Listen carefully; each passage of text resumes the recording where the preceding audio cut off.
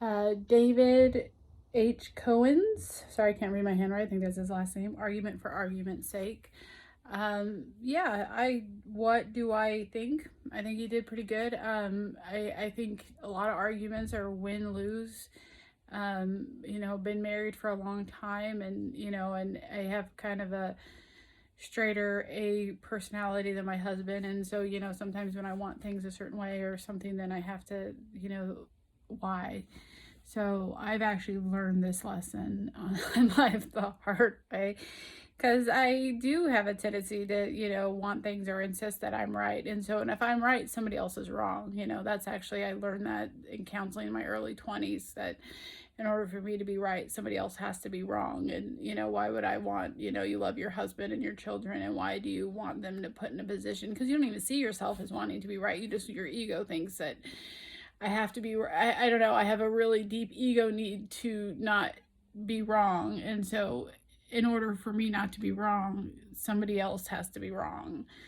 And so that's, that's actually been a good life. That's actually been a life lesson I've had to learn. And, like I've said, I have, kids, late teenager, early adult.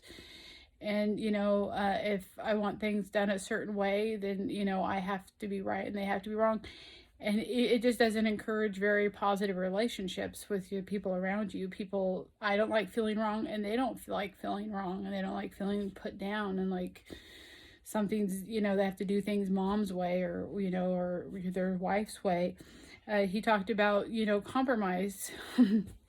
Again, of course, that goes, with any, intimate or close relationship. You're not going to have relationships with people if you're not willing to work in a communal way, such as, I can tell my adult teenage children to do the dishes and put away the dishes this way, or and be very, straight about it, and I do it my way, or the highway, or my way's right and therefore your way's wrong and you have to do it my way. Or I can speak to them in a communal sense and say, hey, I have a lot on my plate. I work. I'm going to school. I have a lot of, you guys are adults, and, it'd be nice if you guys picked up after yourselves, if you guys, loaded the dishwasher.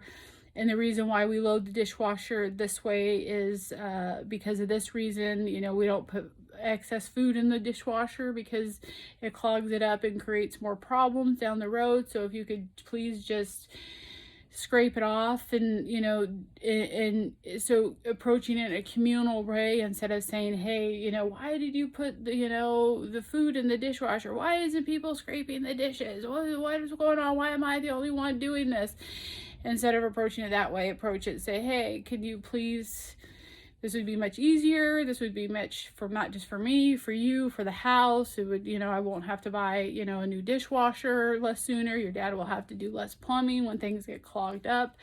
So thinking about things in a communal way versus I'm right and you're wrong is definitely, I would 100% agree.